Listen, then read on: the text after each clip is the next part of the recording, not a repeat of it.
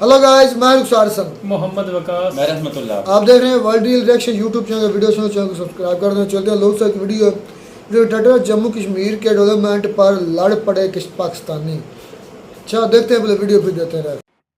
नमस्कार दोस्तों, DD red के एक और रिएक्शन वीडियो में आप सभी का स्वागत है। मैं हूं आलोक। तो आज जो वीडियो लेकर आया हूं वो वीडियो है डेली स्वैग का, Jammu and Kashmir breaks all Pakistan records in energy production. चलिए लेट्स सी पाकिस्तान के लोग इस पर क्या कह रहे हैं। कारोबार के क्या हालात है, बिजली के क्या हालात हैं, इलेक्ट्रिसिटी पूरी मिल रही है पाकिस्तान में? बस यार बुरे ही हालात हैं। डॉलर की फ्लक्चुएशन से हम बिल्कुल अपना कारोबार बंद करके बैठे हुए हैं। इंपोर्ट कोई नहीं हो रही और बिजली 7 या 8 घंटे लाइट जा रही है बेटा। सर, इलेक्ट्रिसिटी पूरी ना होने की क्या वजूहत है पाकिस्तान में? पाकिस्तान के अंदर 15 डैम चल रहे हैं इस टाइम, फिर भी हमें बिजली नहीं मिल रही। नहीं, डैम्स का मसला नहीं, हमारे पास हाइडल तो पहले ही बहुत कम है। हम जो कर रहे हैं वो कर रहे हैं जो इम्पोर्टेड फ्यूल पे, और वो बहुत महंगा पड़ रहा है। गवर्नमेंट के पास पैसा नहीं है, वो यही रो रहे हैं। उस वजह से हमारे कारोबार जो है ना बिल्कुल डिस्टर्ब है। पिछले को 7-8 माह से ऑलमोस्ट फैक्ट्री बंद करके बैठा हुआ मैं। सर, बस 15 डैम्स हैं और पानी भी कम नहीं है हमारे नहीं, पास। डैम से बिजली बनती है पाकिस्तान की। देखिए, मैं पढ़ा लिखा बंदा, मैं से बात करूँ को हमारी तकरीबन कोई 7-8 हज़ार मेगावाट बनती है। हमारी 21,000 मेगावाट 22,000 मेगावाट की कंजम्पशन है। बाकी हमारे हाथ से पूरी होती है, कहते हैं फर्नस से और दूसरे कोयल से बन रही है। वो सारे बंद पड़े हुए हैं, इनके पास पैसा कोई नहीं है। पैसा होगा तो काम चलेगा। सर, इलेक्ट्रिसिटी मौजूदा टाइम की कितनी बड़ी ज़रूरत है? इसके बगैर कुछ बेटा काम ही इलेक्ट्रिसिटी के बगैर क्या कोई काम हो सकता है? इलेक्ट्रिसिटी के बगैर बताएं मुझे। आप तो घर में नहीं रह सकते जो गर्मी पड़ रही है। बाकी तो कारोबार तो बड़ी दूर की बात है। मेरी सारी जो लूम चल रही है वो सारी की सारी चलती है इलेक्ट्रिसिटी पे है, ठीक है। और जनरेटर मेरा जो है वो भी उस पर चल रहा है, उसमें एलपीजी में चला रहा है। जनरेटर स्टैंड बाई होता है और वो रुका हुआ है, इस वजह से हम रुके हुए हैं। सर, इलेक्ट्रिसिटी की ये अहमियत बताने का पर्पस ये है कि मैं आगे आपको एक बात बताने जा रहा हूँ। सर, इलेक्ट्रिसिटी की अगर बात करें पूरे पाकिस्तान के अंदर, इलेक्ट्रिसिटी के क्राइसिस, एनर्जी क्राइसिस, हर चीज़ के crisis, food crisis, economic crisis, हर क्राइसिस से हम गुजर रहे हैं। सर, इसी के बरक्स जम्मू एंड कश्मीर की तरफ लेके जाना चाहूँगा आपको। पूरे के पूरे इंडिया के अंदर इस टाइम तो पंजाब के अंदर 300 यूनिट फिक्स दी जा रही है। जम्मू एंड कश्मीर के अंदर 650 मेगावाट का अब टोटल, पहले बता दूं आपको, 10 उधर डैम चल रहे हैं जहां से वो इलेक्ट्रिसिटी अपनी प्रोड्यूस कर रहे हैं। लेकिन उसके अलावा भी अभी नरेंद्र मोदी की हुकूमत ने जम्मू एंड कश्मीर के अंदर डेवलपमेंट चल रही है उनकी। डेवलपमेंट के थ्रू मैंने जब पाकिस्तान का रिसर्च किया, पूरे पाकिस्तान में इलेक्ट्रिसिटी क्राइस देखे, तो जब मैंने कश्मीर का भी सर्च किया कि कश्मीर में क्या चल रहा है, कश्मीर के अंदर 650 मेगावाट का प्रोजेक्ट बनाने जा रहा है। नरेंद्र मोदी साहब का प्रोजेक्ट है अगला। बताएं कि वो इतनी फैसिलिटीज वहां पर दे रहा। हम पूरे पाकिस्तान के इधर ये हालात है, हमारे हालात तो अच्छे हैं या इस टाइम जम्मू एंड कश्मीर के हालात सही है? नहीं, देखिए, हमारा जो मसला ये है ना, हमारी पॉलिटिकल स्टेबिलिटी जो सबसे बड़ी प्रॉब्लम है, ठीक है ना। अभी जो कालाबाग डैम बनना था आज से 25 साल पहले, वो नहीं बना पा रहे हम हाइडल में तो हम बना रहे दासू, और जो डैमिर बन रहा है वो भी अगले 7-8 साल में बनना है। हमारे पास पैसा ही नहीं है। पैसा होगा तो डैम बनेंगे। अब आप इंडिया के साथ पाकिस्तान की इकानमी को कंपेयर करेंगे तो ये बड़ी पैथेटिक बात है। सर, मैं इंडिया के साथ नहीं कर रहा, मैंने इंडिया के साथ की नहीं, मैंने सिर्फ और सिर्फ जम्मू एंड कश्मीर की है। वो उनका हिस्सा ना, वो हम कहते हैं हमारा हिस्सा नहीं, हमारा हिस्सा नहीं। देखिए, वो डिस्प्यूटेड टेरिटरी ना, वहां से वो बना रहा है डैम, उनके पैसे है, वो हाइडल पे जा रही है। दुनिया जो है ना अपनी कोप कर रही है कि आगे हमारे लिए क्या मसला है। हमारे सियासतदान भी शॉर्ट टर्म में आते हैं, उन्होंने फर्नेस के लगा दिए। अब उसकी जो कास्ट पड़ रही है 80-90 रुपये पर यूनिट पड़ रही है। 80-90 रुपये यूनिट का मतलब है कि आम घर का बिल जो है ना वो 35-40 हज़ार रुपये आ रहा है। तो बाकी मेरी फैक्ट्री का बिल जो है 7.5-8 लाख आता है, तो वो उसको कहाँ से कहाँ कंपेयर करेंगे? यही मसला है कि जब तक हमारा हाइडल नहीं चलेगा हम यहाँ पे सर्वाइव नहीं करेंगे। सबसे चीपेस्ट हाइडल पड़ती है पानी से बिजली, और वो डैम से बनेगी। डैम के लिए पैसे चाहिए। ये डैम में जो डैम आपने सुना होगा, कब से बन रहा है? बिल्कुल सही। तो अभी तक गिलगित का ही हूँ जी, कंप्लीट गिलगित बल्तिस्तान से ही हूँ, मुझे पता है क्या सिनेरियो चल रहे हैं वहाँ पे। तो सर, शॉर्ट एंड कट में बात ये करना चाह रहा हूँ, एक पूरा पाकिस्तान है, पाकिस्तान की मिसाल उस गरीब घर की जैसी है कि हालात आज दिन गुजर जाए, आज के दिन गुजर जाए, आज के दिन गुजर जाए। सर, हमने इतने साल गुजार दिए, आज ये कह के 75 साल गुजार दिए। हमने ये नहीं कहा कि भाई चलो इतने पैसे लग रहे हैं, आवाम से अगर 10-10 रुपए भी इकट्ठे कर दे तो हम अपने लिए पावर प्लांट खड़ा कर सकते हैं। ये इतने इनिशिएटिव हम क्यों नहीं ले सकते? ऐसी बात नहीं है। देखिए, जो नीलम झेलम डैम था उसके लिए 25 साल से हम पैसे दे रहे हैं। क्या कर लिया उसका? सर, वो पैसे सही जगह पे जा रहे हैं। ये बात करूँ ना, तो ये बात है ना कि जब तक हमारे अदारे नहीं सोचेंगे कि आवाम को फैसिलिटी, हम आप देखिए रोड पे घूम रहे हैं ना, हर पास बड़ी गाड़ियां, हर बंदे के पास, वो अपने अफोर्ड कर रहा है। गवर्नमेंट पैसा ही नहीं है, पैसा होगा तो लगेगा, जो लगता है वो सारे खा पी जाते हैं बेटा, सीधी सी बात है। हम भी उसमें शामिल हैं। तो यही बात है, ये मुल्क ठीक होना है जब इसकी एक जनरेशन को इसके लिए अपनी कुर्बानी देनी पड़ेगी। सर, यहाँ पर एक चीज है, यहाँ मैं आपका टाइम ले रहा हूँ उसके लिए माजरत। सर, अगर पड़ोसियों को देखकर इंसान थोड़ी शर्म कर लेता है। सर, अगर हम किसी को भी देख के हमें शर्म नहीं आ रही, आज इंडिया डेली दुनिया की 5वीं बड़ी मैशत है। भाईजान, इस मुल्क का मसला ये है कि जो ना दुम जो है ना कुत्ते को हिला रही है, कुत्ता दुम नहीं ला रहा। बात समझ गए मेरी? जिस दिन कुत्ता दुम लानी शुरू कर देगा ना, मुल्क तरक्की कर जाएगा। दुम छोड़ देंगे, दुम कुत्ते को हिला रही है। आप समझ गए हैं? कुत्ते को नहीं पकड़ सकते, नहीं, दुम को मुझे बुला रहे हो, तुमको नहीं पकड़ नहीं वो पकड़ने वाली मसला वही मसला है ना कि ये मुल्क जो है ना, इसमें मेरा मसला है, मुझे पता था यार कि वहाँ पे मसला है, वो ठीक है, मेरा घर चल रहा है। हम कौम बनेंगे फिर मुल्क ठीक होगा बेटा। इसके लिए कौम बनना जरूरी है। कौम के लिए लीडर अच्छे लेके आएंगे, करप्ट नहीं होंगे, ऑनेस्ट होंगे, मुल्क ठीक हो जाएगा। अच्छा, वो कुत्ते वाला इन्होंने एग्जाम्पल दिया है तो मुझे बड़ा सोशल मीडिया पे चलता है कि पाकिस्तान का मैप जो है वो बैठे हुए कुत्ते की तरह है। और जब इन्होंने बोला कि दुम जो है वो कुत्ते को हिला रही है, तो इन्होंने बेसिकली पाकिस्तान को कुत्ता कहा है और दुम जो है वो वहाँ की आर्मी है, एस्टेब्लिशमेंट है। इन्होंने कहा है कि जो आर्मी और एस्टेब्लिशमेंट है इक्वल टू कुत्ते की दुम, तो वो जो है वो पूरे पाकिस्तान को हिला रही है। तो बड़ा सही एग्जाम्पल दिया है, मुझे उससे याद आया। मैप भी है ना जो कुत्ते की तरह मैप दिखता है, बैठा हुआ कुत्ता। भाई नाराज मत होइएगा, हर्ट मत होइएगा, सेंटिमेंट हर्ट मत कीजिएगा भाई। आप ही लोगों को कहा, कह रहा हूं मैंने नहीं कहा है, इन्होंने कहा है भाई, इन्होंने एग्जाम्पल दिया है। मुझे तो बस बात याद आ गई।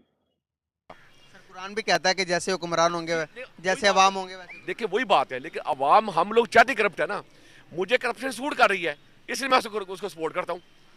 मुझे एक्साइज में कोई नहीं चढ़ता, FBR में कोई नहीं छेड़ता, मुझे पुलिस वाला अगर मेरा वाकफ होगा मैं जाकर छोड़ जाऊंगा, बस ये बात है। यहाँ पे मसला ही है बेटा, जब ये ठीक हो जाएगा सब ठीक हो जाएगा मुल्क। सर एक आखिरी सवाल है, उसके बाद आपको इजाजत है। सर अभी आपने देखा होगा कि SCO के समिट हुई इंडिया में, हमारे शहबाज शरीफ साहब ने भी वो अटेंड की। सर कोई रिस्पेक्ट ही नहीं है, हमारी कोई रिस्पेक्ट नहीं। इंडिया की इतनी रिस्पेक्ट है, बाहर के मुल्कों से लोग आकर। आप इंडिया से क्यों कंपेयर कर रहे हैं? सर हमारा सर और रीजन ही इंडिया। मैं आपको बताता हूँ एक छोटी बात सुन लो पहले। मसला ये ना कि अभी तक हमें यही सिखाया गया कि इंडिया के साथ, ओ भाई इंडिया के साथ किस में कंपेयर करना है? एजुकेशन में करना है, एक्सपोर्ट में करना है। और उसकी एक 12 ट्रिलियन की उसकी IT का एक्सपोर्ट है। क्या बात कर रहे हैं आप? कंपेयर उससे कर रहे हैं इंडिया के साथ। सर फिर वो छींक मारेगा तो आपको बहा के ले जाएगा इंडिया। इंडिया से कंपेयर करना छोड़ दें। ये हमें बताया कि मुसलमानों को भाई इंडिया के साथ कंपेयर करना है, इंडिया को पकड़ लेना है। सर ये मसला, यही मसला मैं यही खत्म करना चाह रहा हूँ। हम जहां पर एटमी पावर, एटम की बम बात करें, हम अपने जहाज़ों की कंपैरिजन कर लेते हैं कि भाई हमारा ये जहाज इतना आगे जाता, हमारे ये बहरी जहाज इतनी गहराई पे जाती है। जब तरक्की की बात आती है, जब डेवलपमेंट की बात आती है, तो हम बात क्यों नहीं करते उस पर? बहुत पीछे हम, सीधी बात है। देखें आज से जब जरदारी का दौर था, 18 घंटे की लोड शेडिंग मैंने देखी है पाकिस्तान। अब फिर वही दौर आ रहा है, यानी कि 10 साल 12 साल बाद भी वहीं पे खड़े हैं कि 8-9 घंटे की लोड शेडिंग हो रही है। लाहौर जैसे, यानी ये सबसे बड़ा शहर है जिसके अंदर पॉपुलेशन है 1.5 करोड़ की, उसके अंदर इंडस्ट्रियलाइजेशन है, सब कुछ है, वहाँ पे हम लोड शेडिंग देख रहे हैं। बस सिंपल बात है, बिजली होगी जब हम कौम बनेंगे सब कुछ ठीक हो जाएगा बेटा। बहुत शुक्रिया सर, बहुत अच्छा लगा आपसे। अस्सलाम वालेकुम। वालेकुम सलाम। ऐसे ठीक है अल्हम्दुलिल्लाह। नाम आपका? करते हैं एक्सेसरीज। मोबाइल एसेसरीज का काम करते हैं। लाइट का क्या है इस सिनेरियो से? बिजली आती है? मेरा भाई बेटा मेरी बात सुनो, ये आपका पूरे मुल्क का ना निज़ाम पलीत, गंदा निज़ाम ही पलीत है। किस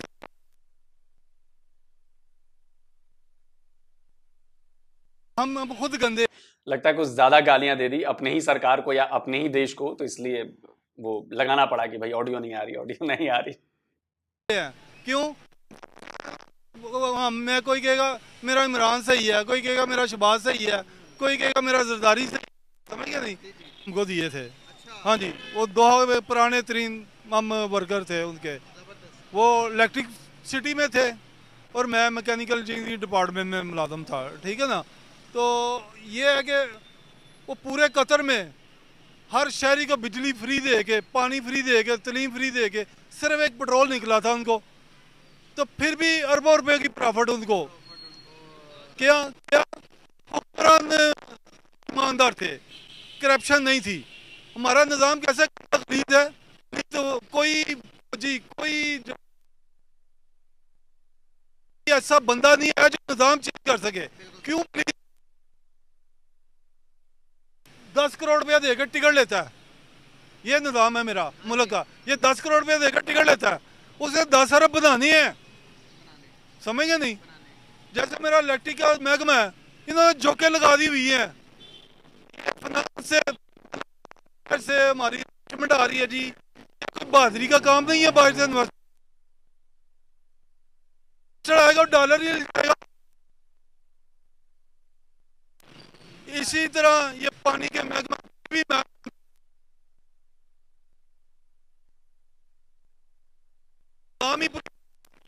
निजाम ही जोकों वाला है, यही कैसे करना है।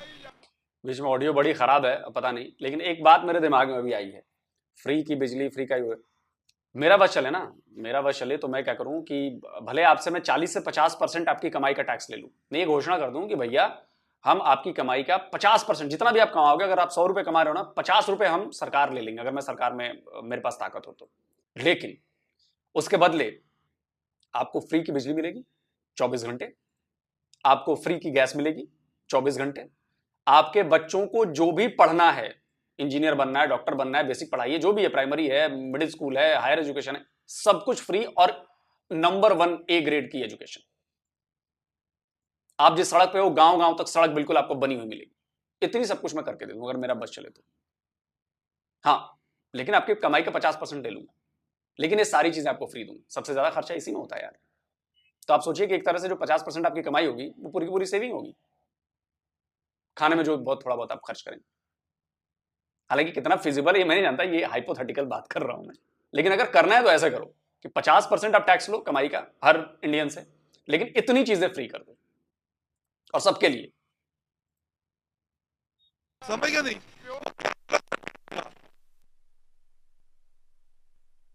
आपने कतर की बात की, मैं आपको मिसाल दूंगा हमारे पड़ोसियों की। इंडिया के अंदर भी पंजाब में 300। मेरी बेटा पड़ोसियों की बात बताता हूँ। जब मैं कतर से ना, आज को 30 साल पहले, मुल्क बनती है प्लानिंग से, समझ दें, ये इन्होंने प्लानिंग की है। जितना मैं किसी के फेवर में नहीं हूँ, समझ गए नहीं, जितना भी प्लानिंग की है। दुबई में इतनी बड़ी बिल्डिंग या इंग्लैंड में होनी चाहिए, ये प्लानिंग की है इन्होंने, जियादतें बनाई हैं, बिल्डिंगें बनाई हैं, समझ गए नहीं।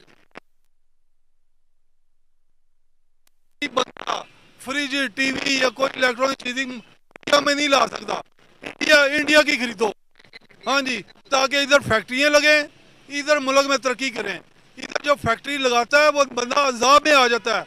50 बंदे टैक्सों वाले आ जाते हैं, 50 एजेंसियां आ रही हैं, कंजर तो फैक्ट्री ला के मिल रही है बाहरों चिदाम को आ।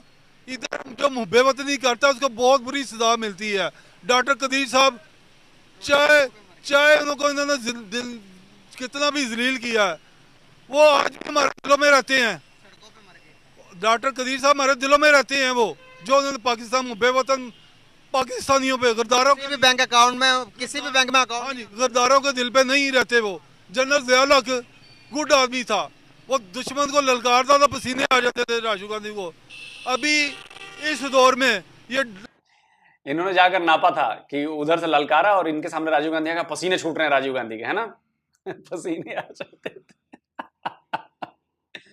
भाई कब तक ये लोग, आप लोग इस चूरन को खाते रहोगे यार, कब तक खाते रहोगे? जनरल आसम मुनीर, ये बहुत बड़ी नेमत अल्लाह ताला ने पाकिस्तान को दी है। समय क्यों दी है? किसने इतना आ गया और पाकिस्तान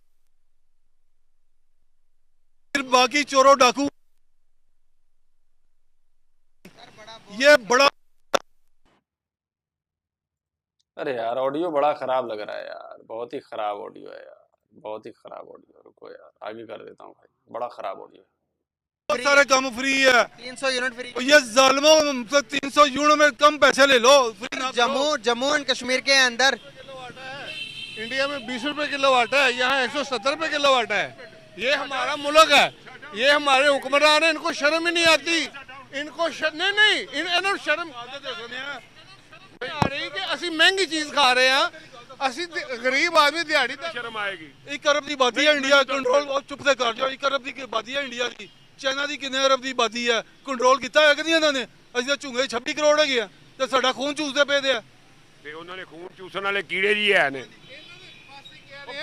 ਕਬਰ ਦੇ ਵਿੱਚ 2 ਕਿਸਮ ਦੇ ਕੀੜੇ ਹੁੰਦੇ ਨੇ, ਇੱਕ ਗੋਸ਼ਤ ਖਾਣ ਦਾ ਸ਼ੌਕ ਰੱਖਦਾ, ਦੂਸਰਾ ਖੂਨ ਚੂਸਣ ਦਾ ਸ਼ੌਕ ਹੈ। ਇਹ ਕਬਰ ਦੇ ਕੀੜੇ ਨੇ।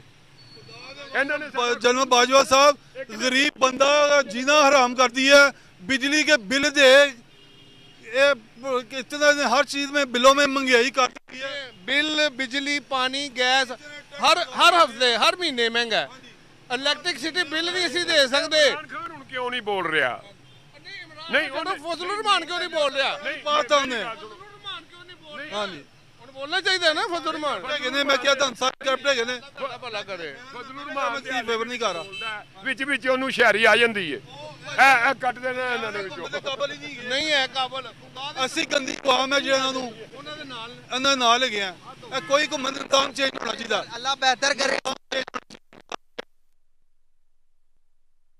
बहुत शुक्रिया गाइस, आप लोगों ने देखा यहाँ पर ਹਾਈਵੇ ਜਿਨੇ ਫਿਤਨਾ ਚੇਂਜ ਕੀਤਾ ਫਿਤਨਾ ਖਤਮ ਕੀਤਾ ਵਾ ਸਾਨੂੰ ਤਵੱਕਾ ਗਈਆਂ ਨੇ ਜਨਰਲ ਸਾਹਿਬ ਦਾ ਸਾਨੂੰ ਬੜੀਆਂ ਉਮੀਦਾਂ ਨੇ बिल्कुल सही हो गया सर, बहुत शुक्रिया आपका, बहुत शुक्रिया।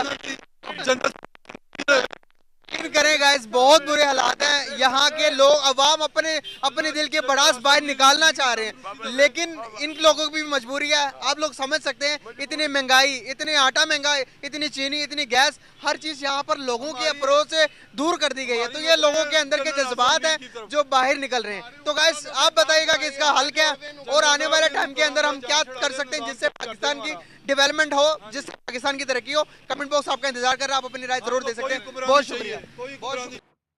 तो दोस्तों वीडियो खत्म हो गया। जो पहले वाले भाई साहब थे उन्होंने बड़ी संजीदा बात कही, बड़ी प्रैक्टिकल बात कही, बहुत लॉजिकल बात की, और आखिर तक आते आते जिन लोगों को आपने बातें सुनी आपस में लड़ पड़े, आपस में झगड़ पड़े, ये बेसिकली गुस्सा है, ये बेबसी है, ये दर्द है जो बाहर पाकिस्तानियों का निकल रहा है अब, और धीरे धीरे ये गुस्सा और ज्यादा बढ़ेगा क्योंकि मुसीबतें और ज्यादा आने वाली हैं।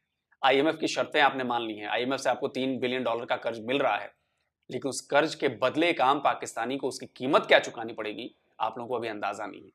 आपके पेट्रोल की कीमत अभी और बढ़ने वाली है, आपके डीजल की कीमत और बढ़ने वाली है, आपके गैस की कीमत और बढ़ने वाली है, आपके बिजली की कीमतें और बढ़ने वाली हैं, और ये सारी शर्तें हैं IMF की। मैं कोई हवाई बातें नहीं कर रहा हूं, आप जाकर पता कर लीजिए। तो महंगाई की एक और बड़ी जबरदस्त मार आप तक पहुंचने वाली है। अभी तक जो आपने महंगाई देखी, अभी तक जो आपने कमियां देखी, वो कुछ भी नहीं है। अभी जो आने वाला है भविष्य में आपके ऊपर, जो टूटने वाला है, जो गिरने वाला है, बहुत मुश्किल आने वाली है एक आम पाकिस्तानी के लिए। देखिए, इसका असर ना वहां के नेताओं पर पड़ेगा, ना वहां की सरकारों पर पड़ेगा, क्योंकि उनके पास पैसे की कमी नहीं। वो आपके दिए टैक्स के पैसे से अपनी जरूरतें पूरी करते हैं। उनके घर में 50-100 रोटियां बेकार फेंक दी जाती होंगी, कुत्तों को खिला दी जाती होंगी, आपके आम आदमी को रोटियां नहीं मिल रही। तो इस फर्क को समझिए और अपने गुस्से को बाहर निकालिए, उनके खिलाफ प्रोटेस्ट कीजिए, उनको अकाउंटेबिलिटी तय कीजिए, उनके जहन में डर पैदा कीजिए कि आप आवाम के लिए बने हैं, आपको आवाम ने चुना है, तो आप आवाम के लिए काम करिए, अपनी अय्याशियों के लिए काम मत कीजिए। और वो आसिम मुनीर का हवाला दे रहे थे, तो मैंने सुना है कि भाई तेल है नहीं, तो कई सारे जो मिलिट्री एक्सरसाइज हैं वो कैंसिल करने पड़े, सेना के पास तेल ही नहीं है, न पैसे है न तेल है। खैर, नंबर 1 फौज है, नो डाउट। मेरे कहने का मतलब यह है कि देखिए, बिजली की प्रॉब्लम हमारे यहां भी थी। आज से अगर 10-15 साल पहले मैं अपना एक्सपीरियंस शेयर करूं तो शायद दिन भर में 10-12 घंटे लाइट रहती थी, 10-12 घंटे कटी रहती थी। आज से 10-12 साल पहले 24 घंटे लाइट तो शायद नहीं रहती थी, जो बड़े शहर हैं वहां पर रहती थी, गांव में तो बिल्कुल नहीं रहती थी। अब हालत यह है कि गांव में हमारे यहाँ 20 से 22 घंटे बिजली रहती है, शहरों में भी 24 घंटे आपको बिजली मिलेगी, जो बड़े शहर। गांव में जो बिल्कुल देहात है वहां भी आपको 20-22 घंटे बिजली मिल रही है। तो आप इससे अंदाजा लगा सकते हैं कि हमने बिजली के मामले में, इलेक्ट्रिसिटी के मामले में, पावर के मामले में हमने कितना ज्यादा ग्रोथ किया है। और इसके पीछे है विजन। हम वो नॉर्मल फिलामेंट वाले बल्ब से हम LED बल्ब पे आ गए हैं। आप सोचिए कि एक बार और किसी वीडियो में मैंने ये एग्जांपल दिया था कि एक वक्त था जब हम फिलामेंट वाला बल्ब जलाते थे, तो शायद अगर मेरे घर में 5 कमरे हैं, अगर 700 वाट की भी मैं बिजली जला रहा हूँ सिर्फ बल्ब के लिए, तो 500 वाट तो बिजली, 100 वाट की बल्ब लगती थी, तो 500 वाट बिजली तो उसी में चली जाती थी मेरी। आज जो है, जो 100 वोल्ट की रोशनी वाला जो बल्ब था फिलामेंट वाला, आज LED जो है वो मैं 15 वाट की लगा दूं तो उससे ज्यादा रोशनी देता है। तो मेरे 5 घर मिला के शायद 75 वाट में आ जाता है, जो एक फिलामेंट बल्ब वाली एनर्जी का से भी कम है। तो आप सोचिए कि मेरा जो बिजली का खर्चा है वो कितना कम हुआ है। बिजली अब हम कम खर्च करने लगे हैं। तो जब प्रोडक्शन खर्च कम हो गया और प्रोडक्शन भी हमने बढ़ाया है। अभी सबसे ताजा शायद 700 या 750 मेगावाट जो है, पहला इंडिजीनियस स्वदेशी न्यूक्लियर रिएक्टर हमारा चालू हो गया। 750 मेगावाट बिजली उससे अब हमें मिलने लगी, चालू हो गया। तो ये भी हमारी एक अचीवमेंट है। इसके जैसे और भी बहुत सारे न्यूक्लियर रिएक्टर्स हमारे यहाँ काम कर रहे हैं या उस पर काम हो रहा है, जो आने वाले वक्त में हमारी बिजली की नीड्स को और ज्यादा पूरी करेंगे। और सरप्लस बिजली होने लगी है तो अब हम बांग्लादेश को भी बिजली देने वाले हैं, और भी जो पड़ोसी मुल्क हैं उनको भी बिजली देंगे, हम सस्ती दरों पर देंगे बिजली, तो इससे हमारा बिजनेस भी बढ़ेगा। तो ये सब कुछ आता है आपकी सरकारों की पॉलिसीज की। आज जो हमारे यहाँ 50 साल पहले 60 साल पहले जो डैम्स बनाए गए, वो तब की सरकारों ने ये फ्यूचर देखा ना कि अगर हम अभी डैम्स बनाएंगे तो हमारा इससे ये फायदा होगा, और उसका फायदा हमें मिल रहा है। तो हमारी सरकारें लोगों के लिए काम करती हैं, आपकी सरकारें अपने लिए काम करती हैं, ये है फर्क। बाकी जनता को वो भेड़ बकरियां समझती है। जल्दी मिलता हूं एक और नए वीडियो के साथ। नमस्कार, जय हिंद।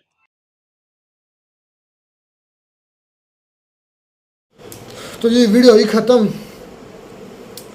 पहली बात तो मैं ये करूँगा, वो जो नक्शा आलोक सर ने दिखाया है ना, उस अंकल ने बड़ी बात पायदार की है कि दुम जो है वो कुत्ते को हिला रही है। उन्होंने एक एग्जांपल दी थी, वैसे वो एग्जांपल ये भी तो क्या दे सकते थे कि जिस तरह दुम है वो भैंस को हिला रही है या गाय को हिला रही है या बकरी को हिला रही है, दुम्बे को हिला रही है, भेड़ को हिला रही है, इस तरह कोई मतलब ना थोड़े से हार ये नहीं कि उसने लफ्ज़ बोल दिए। उन्होंने जो मिसाल दी, हालांकि वो वफादार जानवर है, सबसे ज़्यादा वफादार जानवर है।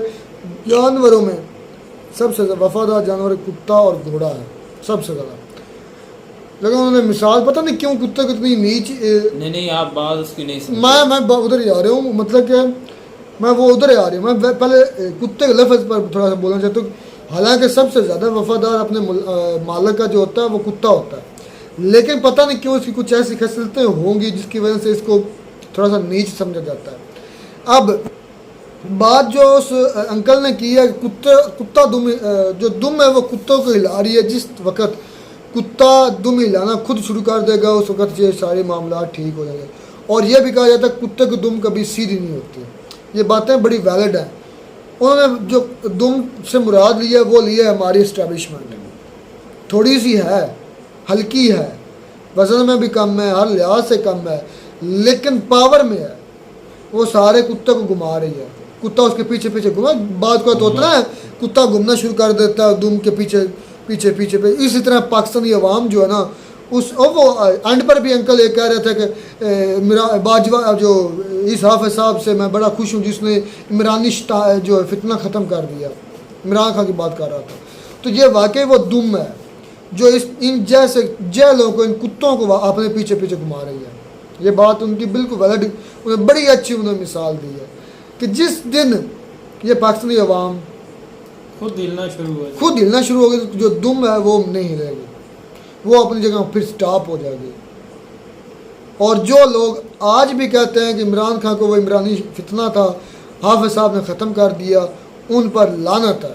उन्होंने फिर दुनिया ही नहीं देखी।